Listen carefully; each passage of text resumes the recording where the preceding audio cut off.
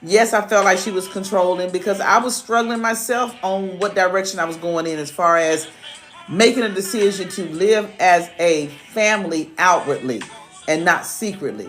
I was struggling with all that. But at the same time, I really wanted to see Oprah. So I took this as an opportunity.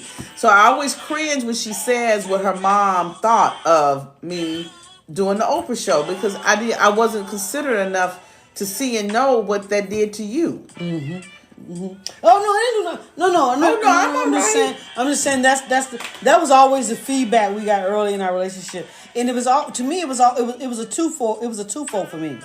It was as if I wasn't capable of having someone love me like her. That was the first part of it. So whenever they would give me the feedback about Marilyn, it was almost like that I wasn't worthy or that I couldn't possibly have somebody love me like that of her ilk. And so that was hurtful. So that was one part of it. And then the other part was you don't know her. You don't know the person I know. And you're saying these things about her without even trying to get to know her. And they didn't know me either. No, I'm saying they didn't know you. That's what I'm saying. Oh, yes, what you're saying. Right, they didn't know you. Okay, I'm sorry. I thought you were saying that they were trying to tell you you don't know the kind of person she is. They didn't know her. And so they were trying to convince me that the person that I was falling in love with was not a person that I knew. As if it was some kind of mythical person. But I knew the person that I was falling in love with. And so that's what I'm saying. It was twofold. It was like you shaming you saying I'm not capable of pulling somebody like that, and that she is a person that we don't know and we don't understand her and we don't understand who she doesn't appear to be who she is. And that's all I get that that's all a part of them protecting you. That was your family. You were their priority, and they probably really believed those things. They really believed that I was not going to stick around, that this was a phase I was going through, and that I didn't care about you in the ways that I was sharing with you that I did. Mm-hmm. All those things they really believed. Mm-hmm. So those are all the different forces we were against. Mm-hmm. And that was on her family. And with my family, I was just so driven on, my family circle is small. She has a lot of family members that have input. My family members, my main concern, especially during the time that we decided to make ourselves into a unit, I had two people outside of my girls, my mom and my grandmother. I had nobody else that I was concerned with on what they thought or what their input was. And I'm sure that those who had input, not that you were concerned, but it was conversation. Well, I think part of the thing too is that you were saying what your I was giving you direct information of what my family was saying about me. What was the information that you was receiving from your family about me? Yeah, I know. That's a good question because I just remember, my sister asking me. My mom and grandmother never said anything. Mama came down where we were living and she stayed with us and helped with the girls after we became a family. And she never asked anything. She just was there. Now, the sister asked later on, are you and Wilma a couple? Well, but in the early stages, what was the thought of you? There was nothing. Nothing was said. Okay. Nothing was ever said. Do you recall something? I don't know. I don't know how people. I don't know what your Nothing family... was ever brought to me. Nothing was ever brought by my family. Your brother Marcus never said anything about us? Well, that was during the time when we were being best friends. We were not. Yeah, that's what I'm saying. Were not. It was all in the coding stages of what was going. What was the information that you were receiving from your family about me that would put hesitance or hesitation? I think the only thing I recall, and I'm not sure if I'm getting this right. I think my brother, who is deceased now, may he rest in peace. He died. The one that I'm referencing died in '85, and I just remember him making comments to me as though he thought that I didn't know that I was gay. That you were gay. Mm-hmm. And that you like me. That's how he tried to put it. Mm-hmm. So I played on that. I played on like, no, we're just friends. It's not anything like that. And he's thinking, it was two things going on with Marcus. He and I were a lot alike when it came to being ahead of the game. He said in his mind, I know you know. He didn't say this verbally, but he let me know that I know you know she likes you, and I know you that she's gay, but you BSing me. That was one way he would bring it. And the other way he would bring it is, you know she's gay, and you trying to act like with her that you don't know she's gay. So he didn't know which way I was going with it because I didn't admit. I did not admit. I just told him we're best friends because that's what we were trying to be. Mm-hmm. We were trying to be best friends. Right. So I didn't. Right. That was the only time. Okay. Right. No. I'm just moving around. That's all. You're right. But I just think that in our family relationship, it was a different perspective, and maybe because I had already presented myself as being a gay lesbian leading woman. You had already been in a relationship with another woman. So my family was on a whole different scale when it came to that. They was like, I know you gay, but she's not gay, and you don't need to be falling for her because she's not. And then I was just curious to what your family thought about that as well. I had totally forgotten about Marcus because Marcus died in 85, and he said very little. He was so involved in what he had going on with his struggles. I just remember him saying something to me maybe twice when it came to my relationship with Wilma because he knew. And Wilma, she would come around. We would be around and with each other all day long. She would leave the house and then she would call after she's left the house. We would talk on the phone. He knew me well enough to know that I had something going on inside that I was struggling with, but I never told him. And I never, anybody that asked me in my family, I would lie because we were struggling at that time. Very much struggling. We were struggling and not owning what it was because it wasn't okay. It wasn't. It wasn't okay. So it was a real hard struggle. Because we're looking at, we both graduated from high school in 82. And here we are 2 years later in 84 falling in love with each other. We absolutely, there was no physical, but there was no physical thing that happened to 85. Right. But at 84, I knew that I was in love with her. But that didn't jive with the fact that we were gonna just work hard at being good friends. Yeah. In 84. That's when we realized then that it was a struggle. Yeah. I was trying to catch this before it went away. Okay. How were you able to be a friend to T.T. Marilyn while she was married? Was there jealousy? Oh yeah. Are we at 200,000? We're at 200, so I can answer this question before you answer that. Okay. The third time she was in a dress was when? Which I say the third time. It's the third time I mentioned it, but it was actually the first time. Probably the freaking first time. The first picture I have of her in a dress. So and y'all would never see that picture. The second picture that I've shown you guys was when the little boy said something, right? That was the second picture. Mm-hmm. And the third picture was the Oprah Winfrey Show. Right. Okay, so this first picture that I have of her, I will never, ever show it. It's just because it just goes too deep into all that we hurdled through. Yeah. But I said I was going to share it when we got to 200,000. It was when she was in my wedding with my first husband. The only husband I've had, because this is my first wife. So I've had a first husband, I've had a first wife. My first husband, which is the father of the two girls. Okay? Am I telling too much information? No. She was in the wedding. Yeah. And so she's in a dress. Yeah. And if you look at that, if that picture on there, I am the only chick on there that got sweat all up on her arms. I had a ring under my arms. Oh, yeah. I had a ring under my arms and just sweat. And you know what's so crazy about this? And I won't forget, I want to answer you. You know what's so crazy about this? That wedding, so many moons ago, was labeled Rainbow of Love. I didn't know nothing about no rainbow. I didn't know nothing about the symbolism for rainbow. But it was all pastel colors. So now there's a hidden joke where that Rainbow of Love was watered down with the pastel colors. Now I found my primary. Don't y'all just love that? Let that marinate for a minute. Okay, let's see what Time Man said. Marilyn, do you ever feel guilty for not telling the truth I did the same thing, and I apologize for not telling the truth. No, I do not. I do not. I don't feel guilty. You mean like when actually coming out with my truth and who and what we really were? No, because I knew that it had to be the right time. And there was no apology. No apology. She was in the military.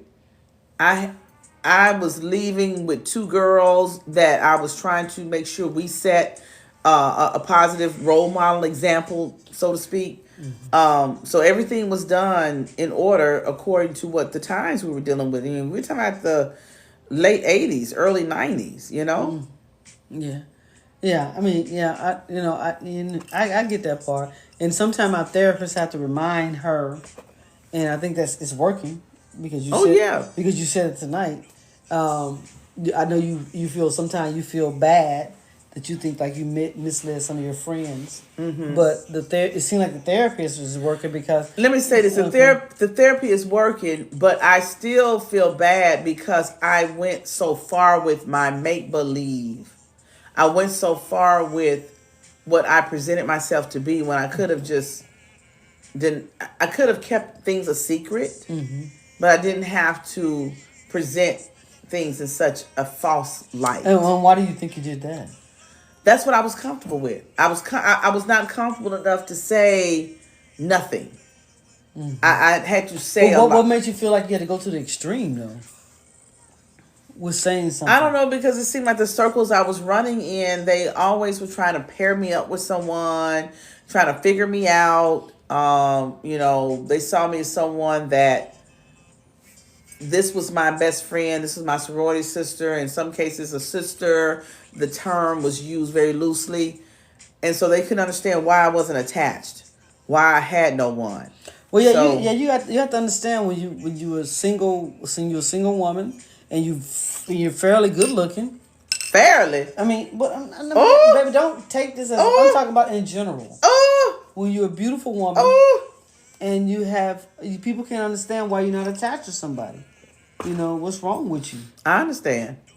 And so that was part of it. Somebody said fairly, LOL. I mean, I'm just trying to be for a general purpose, you know. I mean, maybe it's all right. Because women face that all the time, you know. Why even now, even successful women that are not married, who choose not to marry because they're working on their careers or whatever they're doing, you get that question, you get that pressure of why you not with somebody, right? Because you're a good-looking woman. Why nobody ain't snatch you up? And so that was the same thing in your world at that time. So Anna, what do you say? You said that's what you deal with. What you deal with being fairly attractive. Fairly nice looking. Come on, baby. It's okay. Laugh. I am laughing. You hear me go, That was a laugh. Girl, you crazy. You are so kind of crazy. I swear. Anna said that's what she deal with. Okay. Yeah. Yeah, well, they don't understand that. Why you not with somebody? I understand, but how did the husband take it once you ended up with her and she was in your wedding? You know, that's never been a conversation. Well, he didn't know at that time. I mean, later after I left him and now with you, and then knowing that you were in our wedding, you got to read the book because it's too much to talk about within this little short time frame. It'll kind of bring a little more light on it in the book, meaning that he knew because she had been in a relationship with a woman, so he knew she was gay. And he had a problem with the two of us being friends, even though I was attached to him as his girlfriend, fiance, and then later wife. In his mind, something ain't right because she gay. Right. You know? But my whole thing was, this is my best friend. And that's who she was at that time. Because we fought to make sure it stayed that way. Yeah. Even though we were in love with each other. Yeah. And I don't, I think when I look back on that now, it was all kind of a blur, because when you're in a moment of something, you're not even thinking about what that moment looks like to others. You're really not. You just in the moment, and I don't think Marilyn and I really paid attention to what it looked like to others.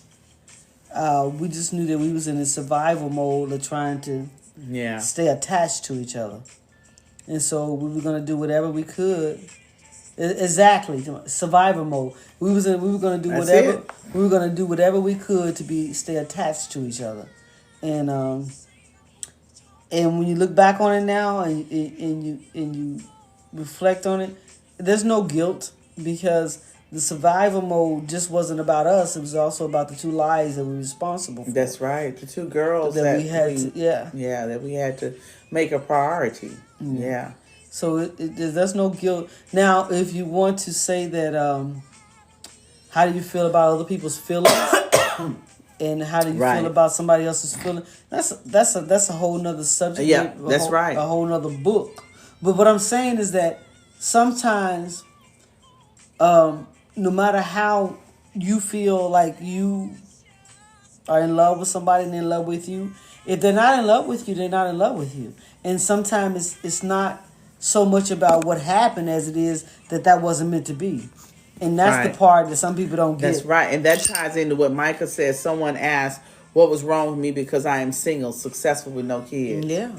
And I've gotten to the point where, especially with us being who we are, I don't ask people anymore, are you going to have children? Mm-hmm. Are you going to have more children? Are you going to get married? Who does that? Those are some questions that was asked by people who didn't know any better. Mm-hmm. When you know better, you do better. Mm-hmm. You don't ask that kind of stuff anymore. No, because it's a bunch of young people out there that are choosing them. They're choosing themselves. They want to be travelers. They want to be.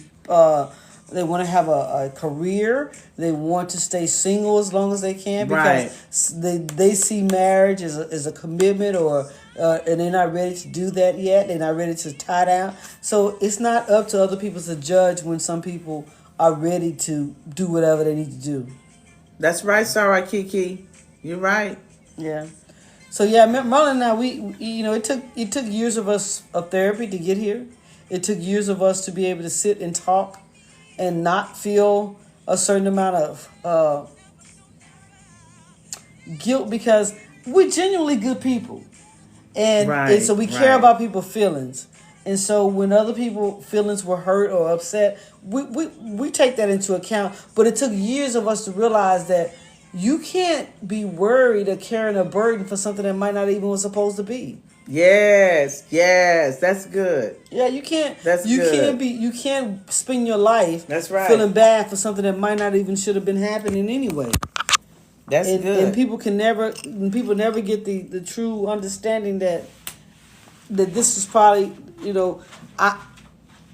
that Marilyn and I was supposed to happen. We probably was supposed to happen, and there's other things that happen in between what's supposed to happen. There's other stuff it's other stuff that go on in between your destiny, but it's still your destiny. But there's other stuff that happens. Somebody steps in your way. You think that you might like this person. You think this person might be the one. You think this is the person that you're supposed to be in love with. You think this is the person you're supposed to spend the rest of life with. And then all of a sudden, here's your destiny. But your destiny is not what everybody else, is not the picture that everybody has painted what your destiny is supposed to be. It's not that picture that's considered norm. And so you was like, is this really my destiny? Or is somebody effing with me? But you know how you feel. But you also know that I've started interacting with somebody else, but I'm not feeling what I feel with my destiny. And so it's tough. And at that time, it was extra tough because, first of all, we weren't supposed to be doing that. And second of all, we weren't supposed to be doing that. So both times we weren't supposed to be doing that. But we don't have any, it took us a while to get here. I think we said on the last slide that we've lived our lives in stages. We've had the first stage of being overhealed, in love with each other. The incubation, what's it called, incubation stage? Yeah, incubation. When we were crazy about each other, spent all the time, was dedicated to each other. Nobody else can, that was, then we had the second stage of raising our girls, where we were mission focused, where we were determined to give them what we want, the life we felt they deserved. And that meant that me and her had to set aside anything that we had going on that would interfere with them getting the life they needed. That's right. And then the third stage was trauma. Yeah. It was disappointment. It was hurt. It was recovering. It was a lot. And that the third stage was hard because at that point you're trying to hold on to everything that you believe that you are with this person with. But you have, really, you're trying to hold on to the fact that I'm in love with this person. And I should be in love with them. But we got problems. And we got major problems. Like the song in what Luther says about when I open the door and turn the key, are you still going to be in love with me? Yes. Are you going to be there after I did what I did? Yes. Are you still going to love me? That's it. And that's what we were. Amen. It was a battle of, can we still love each other? Well, can she still love me? That's right. And so we got through that. And so now we're in this stage of we made it. We're here. We're whole. Mm-hmm. We're not constrained by what people think of us anymore. That's right. We're not asking for your approval. We're not. It's freedom. You're absolutely right. It's freedom. Mm-hmm. We're not. We don't. What we want to do now is be a role model or a symbol to the younger generation out there, to let them know that you don't let somebody tell you that this is a phase or that all of this is built on a passion or a feeling. This is real. This is real. You have something, you care about somebody that is the same sex and you want to be with them. And you don't know how that looks, but you're willing to work through it. And that's what we want to be. We want to be the example for that. Because it's real. Good. It's real. Very good. You good, You're baby? Right. Mm-hmm. Want some popcorn? That she is eating again. I know, right? Well, I'm drinking. I have to eat. Because if I don't, well, hell, I eat when I ain't drinking. So, so guys, we really got, I didn't even know if we was going to take a turn like that. But we really had a really good conversation tonight. Yeah, we have. We have had a really good conversation. It's been good. And we hope that you guys will encourage people to follow us. And we're going to try to keep it positive. Try to keep things fresh. Try to show you, And we thank you all for spending time with us tonight. It's 11 o'clock in the Eastern Standard Time. So that's pretty late for especially those who have to get up early and go to work. I like the way the guys. It's a lot. I like the way you guys control the narrative too. When we started getting into the conversation, I could see the comments down there. Kill the music. Turn the music off. Oh, really? Yeah, they was because they wanted to get into the conversation, and I appreciate that. Oh, good. Okay. Yeah, I can appreciate that. Oh, Jada said she missed the picture. Yeah. Oh my goodness, I don't know, Jada. We can show it one more time before we get off. If she says so, she's controlling that narrative.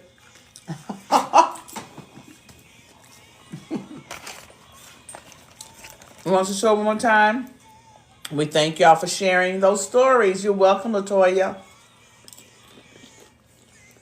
We were happy to. We're glad that it generated the positive conversation. And I'm sure something that was shared by somebody, either through the comments or by Wilma or myself, I'm sure somebody gained something. Will be able to walk away with something. I'm trying to read these comments. Hope I didn't miss one you had pinned, Coley.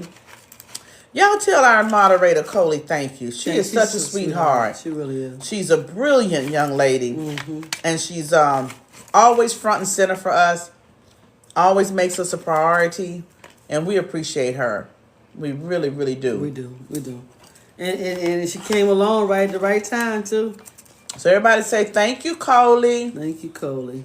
And then we want to thank all our dedicated, the people that you see with the little love by there. These are our dedicated nibblings. They come in, they push, they say what they're gonna say. Erica, Erica, Cat Mama, Jay, Roll Your Bowl, Trey. I don't want to miss anybody. Who am I missing? Anybody out there?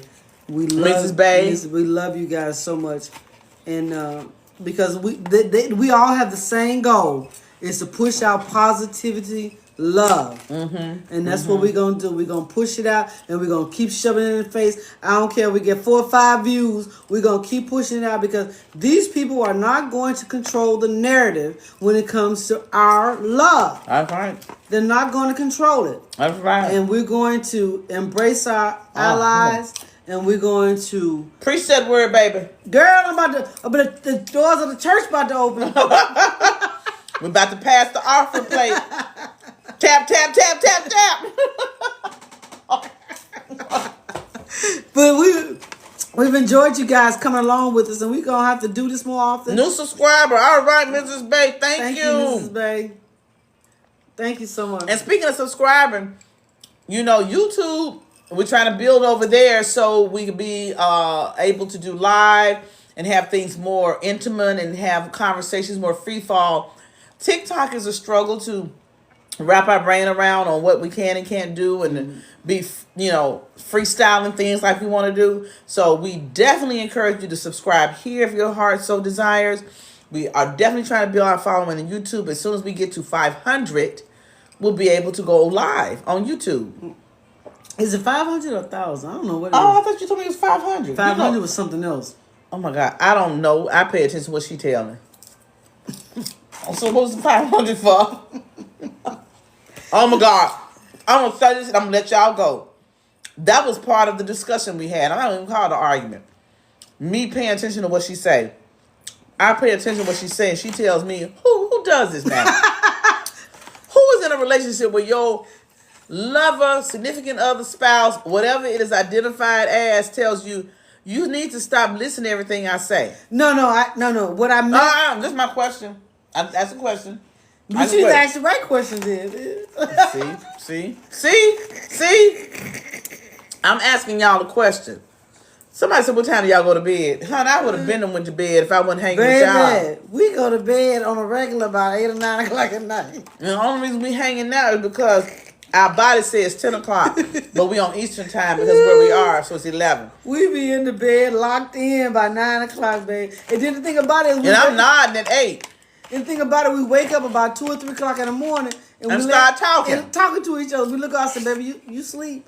And she be like, no. And we start talking. And then we talk about an hour or two. And then we wake up about 6 o'clock. So that is our routine. It's a shame, ain't it? Yeah, it is. But that's what love does. Anyway, I was in the middle of talking about something, but I forgot what it was. No, you were saying that who tells somebody... Yeah, the YouTube link is in our bio. You said who tells somebody not to listen to what they're saying? She does. No, what I was trying to say, if I may say... I was asking the question. Can I ask them? Can I not participate in the answer? Can you type your comment? Because I'm only listening to people that's writing comments.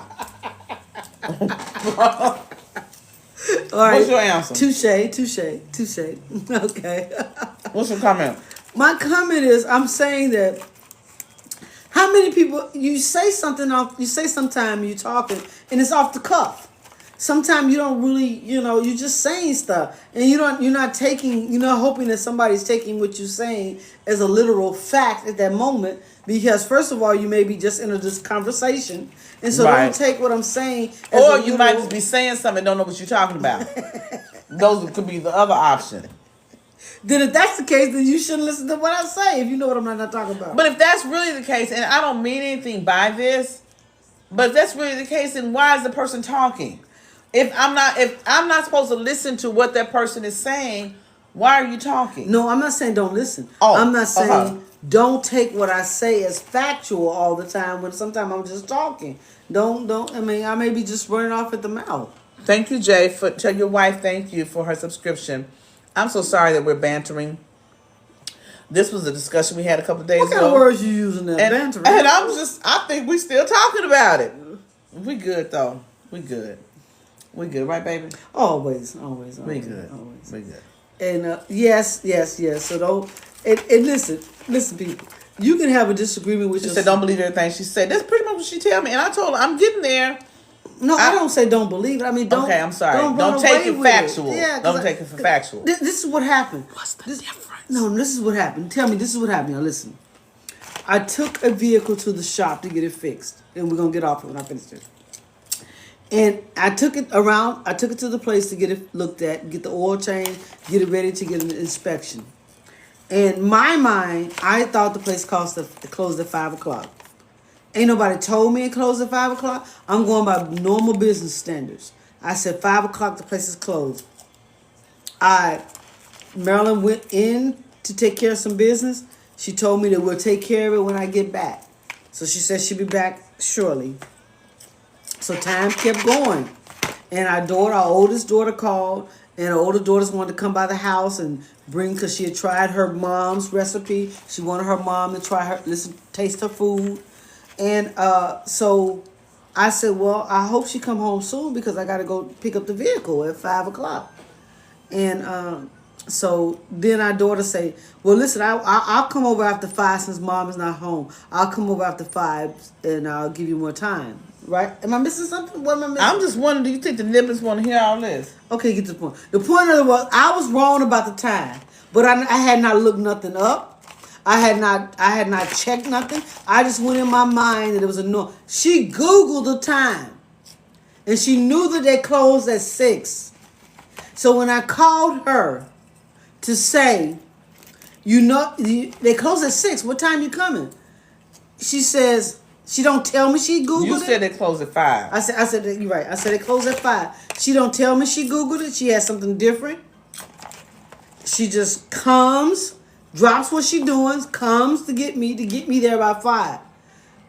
So my thing is, if you had some different information, why didn't you share that with me so that we could talk about it? Because I could be wrong. I'm just going off of, in my mind, it closes at 5. And so she said, well, I thought you had talked to the people up there.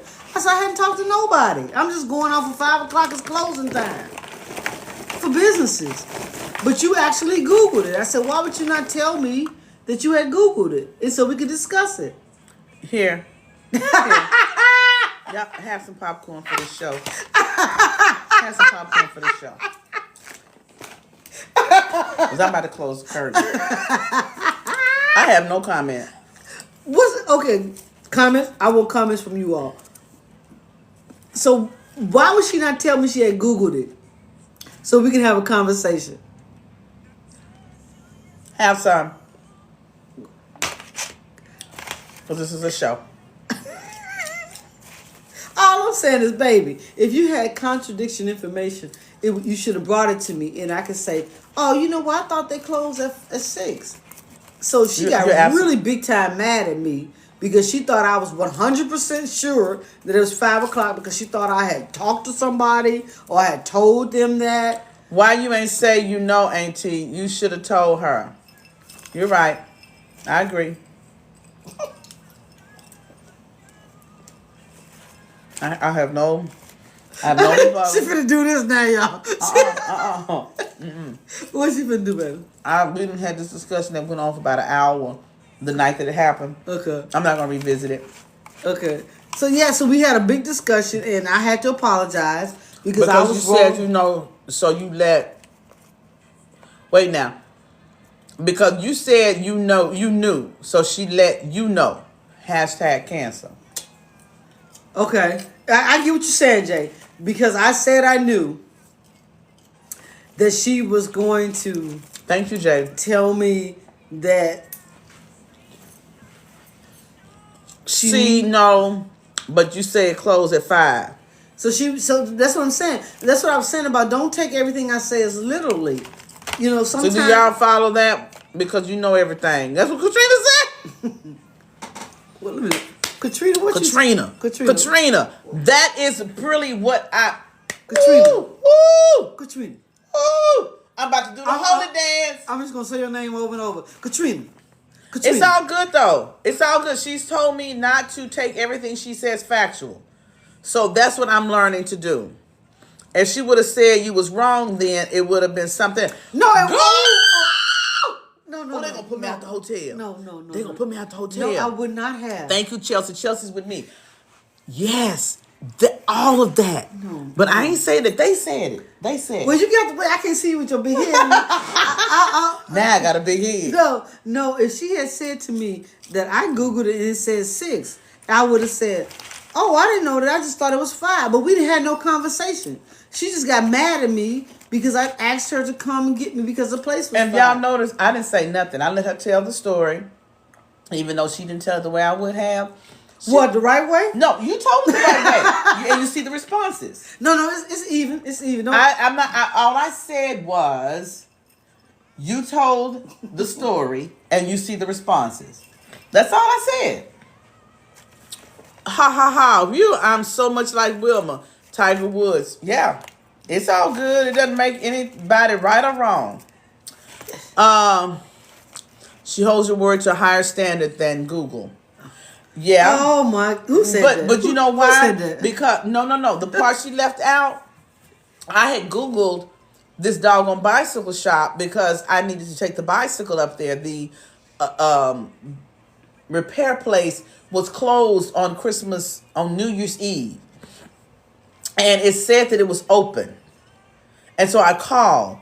Google said it was open, so that is why when I Googled the shop that she was talking about, which is a whole other shop, it's an auto repair place where she took the company car that needed to be serviced. I Googled it and it said 6. When she told me that it closed at 5, I'm like, well, damn, Google wrong again. Did I communicate all that? No, because I'm thinking she's telling me something factual because she knows I'm dropping everything I'm doing. I was at another location taking care of something. She knows all of this. She knows this. So when she tells me 5, you won't tell somebody something that cuts off an hour. They don't know it's an hour, but they know that this person is going to take what you say as to be valid. And that the place closes at 5. And I'm thinking when she dropped the car off that morning, they must have told her they closed early today. That's a lot of assumptions. No, it ain't no assumption. And it's just me listening to you. I just assume. You're right. I assumed I was supposed to listen to you. Right. And I should not have. No, okay. No, my point is that if you had something... Trust but verify. You right, roll your boat. If you had something that contradicts what I said, it just was a conversation. All you had to do was say, when I Googled it, it says 6. And I probably would have said, really? Well, let's call it up there. Okay. Well, we'll know moving forward. I'll do it that way next time. I just, for some reason, I've gotten in this place. I don't like a whole lot of back and forth. I like for the answer to be what it's going to be, and I move on because there's so many other things that's next. that needs the attention. That's all. And I ain't really trying to be extra. I ain't trying to be all that. I'm really not. That's just where I am. I don't like all that. She never liked all that. You never liked that. I used to be okay with it, but now that I've gotten older, I don't like all that. It gets on my nerve. But I end up apologizing because I was wrong. They closed at 6. I see a Quiet Storm. I'm checking it out. They closed at 6, and I said, I'm sorry that I had the wrong time, and I probably should have checked. And then I backdoored and said, but if you had information, you should have shared it with me. You're right. I should have. But the thing is, I've done that in the past for certain things, and it's back and forth. I'm not saying it would have been at this time. I'm not saying that. I know her well enough, and it's been that's what happens. I can say something. Let me tell you how it would have gone. Say to me. Are we role playing? Yeah. Say to me that. What's your name? I Googled and I thought we was role playing. No, you got to be me. You got to say to me that you Googled and you saw the place closes at 6. But first I'm going to tell you the place closes at 5. And so who am supposed to be you? Yes. What I should have said. Really? Because when I Googled it, it says 6. Oh, so you Googled it? Yes, I did. Well, I've always known that place to close at 5. Are you sure it closed at 6? Really? I didn't know it closed at 6. Well, let's look and see. Okay, yeah, we need to because I thought it closed at 5. Well, if it closed at 6, then we can go at 6. But are you sure, really? And that irks me. That's always the question when I say something. Really? Are you sure? Really? I guess, no, I ain't sure. I just say stuff. Don't want nobody to pay no attention to what I say. It was a simple phone call. It was a simple phone call to call the people and say, what time y'all close? You're right. You're right. I agree. And so but I agree with you too. I agree. So we agree? We agree. We agree. You're right, though, for real. Ah! And you're right. I should have said more. I should have said more. Oh, the way you dragged me that night. I should have said more. Oh, you dragged me that night. Now, Wilma. Okay, baby. Okay. Come get her. Yeah, it's time to go to bed. It is. Like, for real this time. Why was that wet? What? That piece of popcorn just like. Because it's in a thing that was wet. Okay. This is where I had the food. Mm-hmm. The pork chop. Thank you, Coley. We're gonna It's what time? Thank you guys. We've had a good night tonight, y'all. We had a good night. What we closing out on? y'all got any suggestions for to close out on a song? Give us some suggestions. Oh, you made a copper. What is it? Oh, that's cute.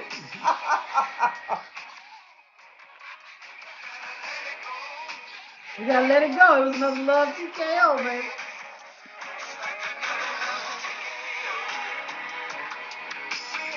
Y'all have a good night. Love you guys. Thank y'all for spending your night with us. I've always wanted to do this. We appreciate you. We love you guys. Thank you for the roses. Trish, Black. Thank you. Y'all have a good night. Until next time. And thank you to our subscribers. We love you guys. And thank you, Coley, our main girl. Presents to you